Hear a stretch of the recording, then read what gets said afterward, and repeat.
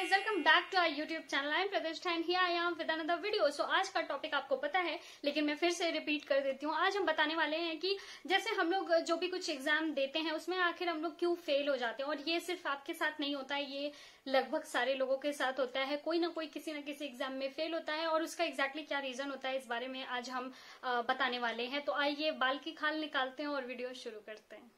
जो first thing है वो है प्रोक्रेस्टिनेशन। ये इतना कॉमन है कि मुझे इसे कोट करने की भी जरूरत नहीं थी। आप सभी को पता है कि हम सब लोग काम को टालते रहते हैं। मतलब मोस्ट ऑफ द पीपल काम को टालने की आदत रखते हैं। उनका जो भी मेन काम है, जैसे कि अगर हम लोग स्टूडेंट्स हैं और हमें अभी पढ़ना चाहिए तो हम लोग पढ़ते नहीं, इसके अलावा सारे काम करते हैं, है ना। मोबाइल लेकर चालू हो जाएंगे तो फिर इंस्टाग्राम ये वो सब कुछ यूट्यूब चलाते रहेंगे। और पढ़ाई करने की बात आएगी तो अच्छा ठीक है, 2 o'clock से शुरू करेंगे, 3 o'clock से शुरू करेंगे। यहाँ तक कि ऐसा भी होता है, अगर हमने सोचा हुआ है कि 6 o'clock से हमें पढ़ना था और 6:15 हो गया तो हमें लगता है अब तो 6:15 हो गया, थोड़ा टाइम वियर्ड हो गया, तो अभी 7 o'clock से स्टार्ट करेंगे, अभी ये कर लेता हूँ, ये कर लेती हूँ। सो इस आदत से आपको बचना है और जो भी इस आदत से बच गया उसके एग्जाम में पास होने के चांसेस बिल्कुल 99% बढ़ जाते हैं। इतना क्या कहते हैं, डिफरेंस आ जाता है। तो अगर आपने इस एक चीज को ओवरकम कर लिया तो फिर आप ये जानिए 99% तो आप इस एग्जाम को पास करने वाले हैं। वो कोई भी एग्जाम हो, कोई भी बड़े से बड़ा एग्जाम हो, अगर आपने ये कर लिया तो फिर yes, you are on the way. दूसरी जो प्रॉब्लम है that is being out of focus. Out of focus से मेरा ये है कि जैसे हमेशा कुछ ना कुछ वैकेंसीज आती रहती हैं, कभी असिस्टेंट का आ गया, कभी क्लर्क का, एमटीएस का, स्टेनोग्राफर का, कुछ भी ऐसे आती रहती है। हम लोग भी बताते रहते हैं कि ये वैकेंसी आई है, अगर आपको भरना है तो आप भर सकते हैं। इसी में ऐसा होता है कि आप लोगों का एक गोल नहीं होता है और आप क्या करते हो कि अच्छा ठीक है, आज ये फॉर्म भरा, कल को वो फॉर्म फिल कर दिया, परसों को वो फॉर्म फिल कर दिया। अब आपको पता ही नहीं है कि किस चीज की तैयारी करूं।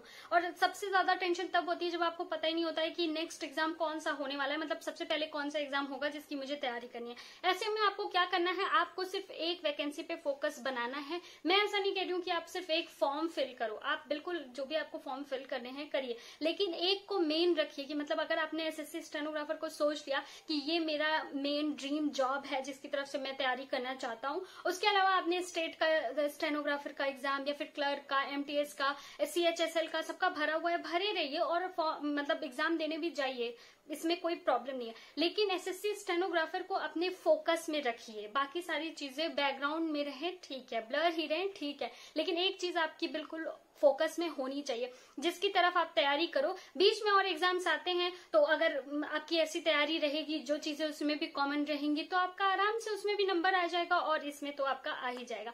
लेकिन कभी भी ऐसा मत कीजिए कि आज आपने फॉर्म फिल किया ये वाला तो ये वाला पढ़ने लगे और एसएससी स्टेनोग्राफर को छोड़ ही दिया। फिर नेक्स्ट एग्जाम आया वो दूसरा वाला, क्लर्क वाला, तो आपने क्लर्क में पढ़ना शुरू कर दिया उसी समय से, और फिर आपका एसएससी स्टेनोग्राफर फिर से छूट गया। और होता क्या है, फिर आपका आता है कि अच्छा एडमिट कार्ड आने वाला है एसएससी स्टेनोग्राफर एग्जाम का, 1 महीने बाद एग्जाम है या फिर 15 दिन के बाद एग्जाम है, तो 15 दिन में आपका बहुत सारी चीजें तो तैयार नहीं हो सकती क्योंकि आप क्या थे, आउट ऑफ फोकस थे। आप कभी ये तैयारी कर रहे हो, कभी वो तैयारी कर रहे हो, कभी कोई और तैयारी कर रहे हो। इसलिए बहुत जरूरी है कि आप सिर्फ एक को फोकस में रखिए, बाकी सब बैकग्राउंड में रखिए। एग्जाम जरूर दीजिए, अगर उसमें पास होना होगा तो हो जाएंगे, लेकिन एक चीज आपकी होनी चाहिए जो कि एकदम आपके पास वैलिड रीजन होना चाहिए कि हाँ मैं इस चीज की तैयारी कर रहा हूँ और ये चीज मुझे चाहिए। ऐसा नहीं कि मैं गवर्नमेंट जॉब की तैयारी कर रहा हूँ, नहीं, आपको पता होना चाहिए कि आप किस चीज की तैयारी कर रहे हैं, आप वही तैयारी कीजिए और उसी के साथ बाकी एग्जाम देते रहिए। जो भी लोग ऐसे होते हैं जिनका एक ही गोल होता है या फिर एक ही उनके चाह होती है, एक ही उनकी ड्रीम जॉब होती है, उनके जो सिलेक्शन का चांस है वो काफी ज्यादा बढ़ जाता है। और यहीं पे जो दूसरे लोग होते हैं जो ये भी भर रहे हैं वो भी भर रहे हैं, ऐसा भी कर दिया वैसा भी कर दिया, कभी हिंदी पढ़ रहे हैं कभी इंग्लिश पढ़ रहे हैं, इस तरह करते हैं, उनके जो सिलेक्शन के चांसेस होते हैं वो काफी कम हो जाते हैं। ना तो वो बाकी एग्जाम में सेलेक्ट हो पाएंगे और ना ही एसएससी में या फिर जो भी उनका ड्रीम जॉब होगा ना ही उसमें सेलेक्ट हो पाएंगे। थर्ड जो इंपॉर्टेंट चीज है दैट इज माइंड सेट, बहुत ही ज्यादा इंपॉर्टेंट है। जब भी मुझे वैसे भी कमेंट्स में भी बहुत सारे कमेंट्स आते हैं और मैं जब टेलीग्राम पे जब आंसर करने जाती हूँ तो वहां पे भी बहुत सारे क्वेश्चंस ऐसे आते हैं कि मैं पढ़ तो रही हूँ लेकिन मुझे बहुत डर लगता है कि पता नहीं हो पाएगा कि नहीं, मेरा इंग्लिश इतना पूरा हो गया, जीएस इतना पूरा हो गया, मेरी स्पीड इतनी है, पर फिर भी मन में एक अलग सी भावना रहती है कि पता नहीं मेरा हो पाएगा कि नहीं। रिलेटिव्स ये बोलते हैं, फ्रेंड्स ये बोलते हैं, कोई कहता है कि एग्जाम अब होगा ही नहीं, एसएससी स्टेनोग्राफर की वैकेंसी नहीं आएगी, ऐसी बहुत सारी प्रॉब्लम्स होती है। तो इसलिए आपको बहुत जरूरी है अपना माइंड सेट पॉजिटिव बनाए रखने का। अगर आपका माइंड सेट पॉजिटिव नहीं है तो फिर कुछ भी हो जाए आपका जो सिलेक्शन है वो नहीं हो पाएगा। डर डर के एग्जाम देने वाले का सिलेक्शन शायद ही कभी हुआ हो, लक हो उसका उस समय तो वो अलग बात है, अगर उसकी किस्मत अच्छी रही तो वो अलग बात है। लेकिन वैसे अगर आप पॉजिटिव हैं तो ही आपका एग्जाम जो है वो अच्छा हो सकता है और तो ही आपका सिलेक्शन हो सकता है। मैं ये बात मानती हूँ कि बहुत ज्यादा कंपटीशन है, आप लोग के मन में आता रहता है, और यहाँ तक कि मैंने भी एक वीडियो बनाया था जिसमें मैंने बताया था रियलिटी की कितना कंपटीशन आपका है, सिर्फ 1% लोग पास होते हैं। लेकिन उसका मैंने बताया था कि इसका ये मतलब नहीं था कि मैं आपको डरा रही हूँ, इसका ये मतलब था कि आप अपने कंपटीशन को जानो कि अच्छा ठीक है इतना होता है, ये चीज है, ये रियलिटी है। कोई चीज जानना कभी भी बुरा नहीं होता है, पर उसको आप अपने दिमाग में कैसे भरते हो ये बुरा होता है। तो इसलिए हमेशा पॉजिटिव एटीट्यूड बनाए रखिए। अगर आप पढ़ रहे हैं तो हमेशा बिलीव कीजिए कि मेरा हो जाएगा। कभी भी इस बात पे मत पड़िए कि अगला क्या कह रहे हैं, मतलब अगले ने तो वो वाली बुक पढ़ ली, उसने तो ये वाली भी बुक पढ़ी हुई है, इनका तो फर्स्ट ही अटेम्प्ट में हो गया, मेरा नहीं हुआ, मेरे फ्रेंड का तो इस साल हो गया, मेरा नहीं हुआ। तो कभी भी इस तरह का माइंडसेट मत बनाए रखिए। हो सकता है कि अभी आपका नहीं हुआ हो, लेकिन अगर आपका पॉजिटिव एटीट्यूड रहा और ये सब जो मैं आज बातें बता रही हूँ ये सारी चीजें आप में रही तो आपका भी सिलेक्शन पक्का है। इसके साथ ही आपके पास पेशेंस भी होना चाहिए। मतलब ऐसा नहीं कि आज आपने एग्जाम दिया, आप फेल हो गए किसी भी वजह से तो आपने छोड़ ही दिया कि यार मेरे तो बस का ही नहीं है, मैं नहीं कर पाऊंगा, ये है वो है। पेशेंस होना बहुत बहुत ज्यादा जरूरी है। आपको पता है ऐसे समय में जब वैकेंसीज इतनी कम निकलती है, इतना कॉम्पिटिशन होता है, लक फैक्टर भी कुछ लोगों का काम कर जाता है, ये सारे फैक्टर्स होते हैं जिसकी वजह से हो सकता है आपका अभी नहीं हो रहा हो, और हो सकता है आप में कुछ कमी हो जिसकी वजह से नहीं हो रहा हो। उसको आप ओवरकम करने की मतलब कोशिश कीजिए, ना कि उसको छोड़ने की। आज से 5 साल बाद आप सोचिए कि आज आपने छोड़ दिया, मतलब ये उसमें आपके में पेशेंस नहीं था, धैर्य नहीं था, आपने छोड़ दिया कि अरे यार मेरे से नहीं होगा, जाने दो, फर्स्ट टाइम एग्जाम दिया बस, हाँ ठीक है मेरे से नहीं होगा, ये करके छोड़ दिया। 5 साल बाद आप देख रहे हो कि जो आपसे बिल्कुल कमजोर था पढ़ाई में, जिसको कुछ भी नहीं आता था, वो भी आज वही जॉब कर रहा है। तो फिर आपको काफी बुरा लगेगा, क्योंकि वो उस चीज में लगा रहा, उसने एग्जाम दिया, कई बार फेल हुआ, और उसके बाद उसने सारी गलतियों को, जो भी उसकी कमियां थी उसको ओवरकम कर लिया, और फाइनली उसका सिलेक्शन हो गया। भले उसका सिलेक्शन 30 साल पे हुआ हो, पर आपसे तो बेटर जगह पे होगा। इस वजह से हमेशा ये सोचिए कि नहीं ठीक है, मैं ओवरकम करूंगा सारी जो मेरी कमियां हैं, और पेशेंस रखिए और एग्जाम देते रहिए। आपका भी वक्त आएगा अगर आप सही दिशा में चल रहे हैं तो। पेशेंस की बात पे एक बात और बता देती हूँ कि बहुत सारे लोगों को होता है कि यार अगले का तो फर्स्ट अटेम्प्ट में हो गया, मेरा नहीं हो पाया, अब मैं क्या मुंह दिखाऊंगा, अच्छा नहीं लग रहा है, 3-4 बार देने के बाद हो भी जाए तो क्या ही खुशी है। बहुत सारे लोग ऐसा सोचते हैं, आई नो, क्योंकि मेरे भी आसपास बहुत सारे ऐसे लोग हैं जो ऐसा सोचते हैं। लेकिन मैं एग्जाम्पल हूँ क्योंकि मेरा फर्स्ट टाइम में हुआ है। फर्स्ट टाइम एग्जाम में होकर और फिर एक ही बार में पास कर लेने के भी अपने ड्रॉबैक्स होते हैं। अगर आपको वो ड्रॉबैक्स क्या क्या होते हैं इसके बारे में जानना है तो आप कमेंट करके बताइए, तो मैं इसके लिए एक अलग वीडियो बना दूंगी कि क्या क्या ड्रॉबैक्स होते हैं। अगर आपको बिना फेलियर का सामना करे आपको एक बार में ही सफलता मिल जाती है तो फिर उसके क्या फायदे या क्या नुकसान होते हैं, तो मैं जरूर बता दूंगी।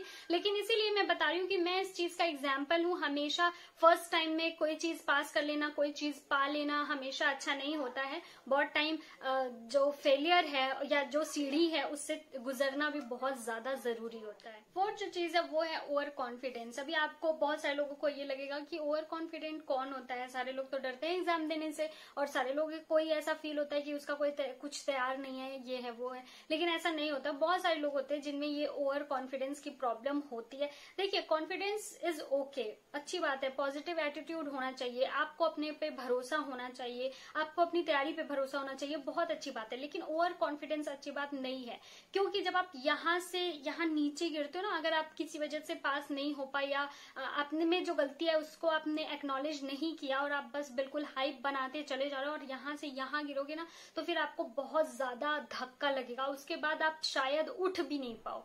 ठीक है, तो ये चीज हमेशा माइंड में रखिए कि ओवर कॉन्फिडेंस होना बहुत बहुत ही ज्यादा डेंजरस होता है। वहीं पे अगर आप यहाँ पर अपने आप को रखते हो, इतनी हाइप नहीं बना रखी और यहाँ से गिरते हो, तो आप कोई बात नहीं, आपको लगता है कि ओके हो सकता है मेरी कोई गलती रही हो सकता है मेरे में कोई कमी रही हो, तो फिर आप फिर से उठ के खड़े हो जाओगे और आप ऊपर तक पहुंच जाओगे। लेकिन ओवर कॉन्फिडेंस बहुत बहुत डेंजरस चीज है। मैं एक बात और बता देती हूँ कि जैसे कॉमेंट्स में भी, टेलीग्राम पे भी, कहीं पे भी, किसी भी यूट्यूब चैनल पे भी बहुत सारे ऐसे बच्चे होते हैं जो खुद तैयारी करते हैं और उसके बाद अगर कोई क्वेश्चन पूछता है तो वो बार बार यूट्यूब चैनल पे बार बार उस चीज पे आके कमेंट करते हैं, उनको बताते हैं, उनको हेल्प करते हैं कि यार ऐसा कर लो, ऐसा कर लो। बहुत सारे लोग होते हैं, नो डाउट कि वो सही बता रहे होते, कभी कभी मतलब बहुत टाइम ऐसा होता है कि वो सही बता रहे होते, लेकिन कभी कभी ऐसा होता है कि वो एक तो उनको खुद ही नहीं पता, वो खुद ही उस चीज से मतलब उबर नहीं पाए हैं, उन्होंने खुद ही वो चीज फेस नहीं किया, लेकिन वो ज्ञान हमेशा बताते रहते क्योंकि उन्होंने और लोगों को सुना है ऐसा कहते हुए।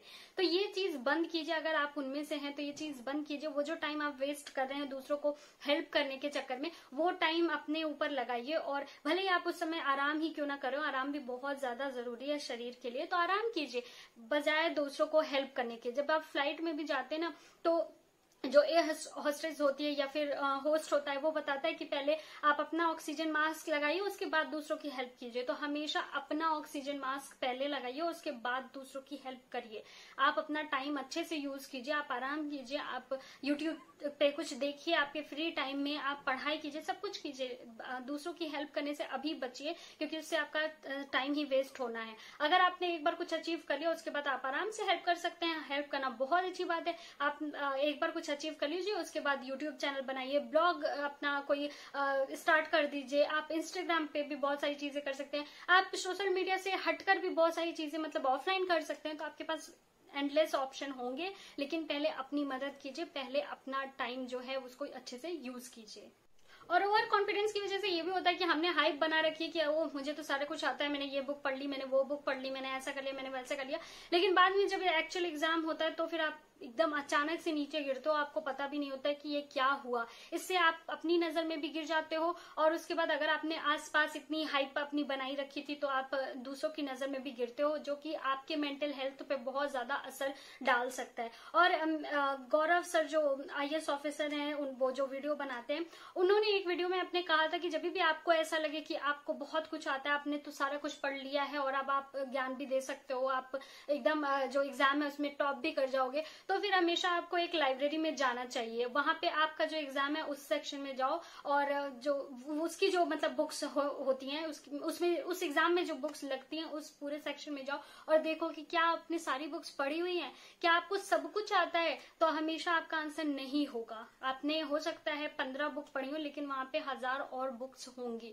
तो 15,000 के सामने कुछ भी नहीं है। तो कभी भी ऐसा मत सोचिए कि आप तो बिल्कुल मतलब राजा हैं और आप बिल्कुल एक बार एग्जाम देंगे तो आप एकदम फर्स्ट रैंक लेकर आएंगे। कभी भी ऐसा मत सोचिए। हाँ, कॉन्फिडेंस रखिए, अच्छी बात है, पॉजिटिव एटीट्यूड अच्छी बात है, लेकिन ओवर कॉन्फिडेंस हमेशा नुकसान करता है। Fifth and the last mistake is not testing your level.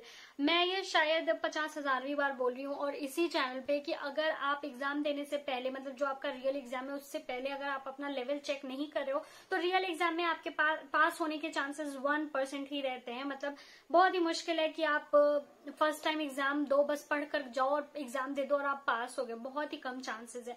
क्यों? क्योंकि देखिए हम लोग पढ़ते तो बहुत सारी चीजें हैं, लेकिन हमेशा ही जब भी आप टेस्ट सीरीज देते हो या फिर कोई भी अगर टेस्ट सीरीज देता होगा या फिर प्रैक्टिस सेट लगाता होगा तो आप उनसे पूछो, हम लोग पढ़ते तो इतना ज्यादा है पर याद इतना रहता है। हमेशा ये सबके साथ होता है। तो अगर आप सोच रहे हो कि आप इतना इतना इतना पढ़ के एग्जाम में शायद एकदम जाके बूम कर दोगे और आपका फर्स्ट रैंक आ जाएगा, आप बस बिल्कुल मतलब आपको तो सभी आ जाएगा, सभी याद रहेगा, तो आप बहुत ही ज्यादा गलत फहमी में हो। बहुत जरूरी है कि आप जो भी एग्जाम देने जा रहे हो उसका जो मॉडल पेपर है या फिर उसका जो मॉक टेस्ट है, टेस्ट सीरीज है, उसको जो सॉल्व करना बहुत ही ज्यादा जरूरी होता है। आप अपने आप को एक एनवायरमेंट में, एग्जाम के एनवायरमेंट में रखो, देखो कि आपके कितने नंबर आते हैं, उसी के लगभग मतलब उसी के आसपास ही आपके नंबर एग्जाम में भी आएंगे। तो हमेशा अपने आप को टेस्ट करते हुए चलिए। घर पे टेस्ट के साथ ये भी है कि रियल एग्जाम में भी आपको जाना चाहिए, क्योंकि बहुत सारे लोग क्या करते हैं कि देखिए मैंने आपको एक वीडियो में बताया था कि जो फॉर्म फिल करते हैं वो तो काफी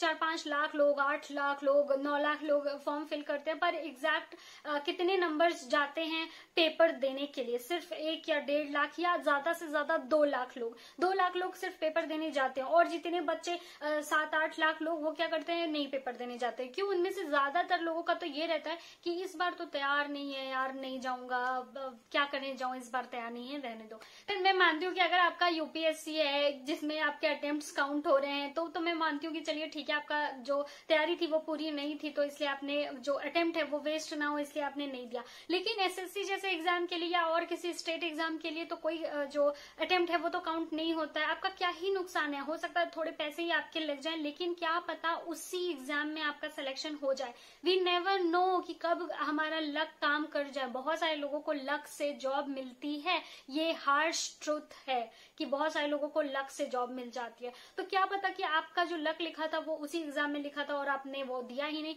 इसके अलावा भी मान लीजिए कि आपने मतलब कुछ पास नहीं किया, आपको नंबर बहुत खराब आए और आपका पेपर बिल्कुल भी अच्छा नहीं हुआ, लेकिन उससे आपको ये पता चलेगा कि आपकी एग्जैक्ट कमियां कहाँ पर है, या फिर रियल एग्जाम किस तरह का होता है, या फिर आपको एग्जाम में कैसा फील होता है, मतलब हॉल में आपको कैसा फील होता है। अगर आपके पास कोई कमी है, मतलब ऐसा हो सकता है कि आप एग्जाम हॉल में जाते हो तो आपको पसीना आ जाए पहले दिन, तो फिर आपको मतलब ये पता रहेगा ना कि आप जब हॉल में जाते हो तो आपको पसीना आता है। इस वजह से आप उस तरह का इंतजाम करके अगले एग्जाम में जाओगे और तभी आप इसको क्लियर कर पाओगे। अगर आप ये सोचो कि ओके मेरा इस बार एकदम तैयारी हो चुका है, मैं तो बिल्कुल मतलब एकदम अच्छे से तैयारी कर लिया है और अच्छे से एग्जाम दे दूंगा, और आप एग्जाम में अचानक से जाओ और वहां पे आपका सिचुएशन उल्टा पड़ जाए, आपको प्यास लगने लगे, आपको पसीने आने लगे, बहुत सारी चीजें होने लगे, आपके साथ प्रेशर आने लगे, तो फिर आप क्या करोगे? वो जो आपने तैयारी की थी वो तो वेस्ट गई। इस वजह से जो रियल एग्जाम है उसको फेस करना बहुत ज्यादा जरूरी है। आप जितनी भी फॉर्म्स भरिए, आप जरूर एग्जाम देने जाइए, नो मैटर आप पास होते हैं या नहीं होते हैं। तो ये 5 पॉइंट्स। आई होप कि आपको इससे कुछ हेल्प हुई हो। आई होप कि आपको ये वीडियो अच्छा लगा हो। अगर अच्छा लगा है तो लाइक का बटन दबाइए और सब्सक्राइब करिए चैनल को, और मिलते हैं नेक्स्ट वीडियो में। तब तक के लिए नमस्कार।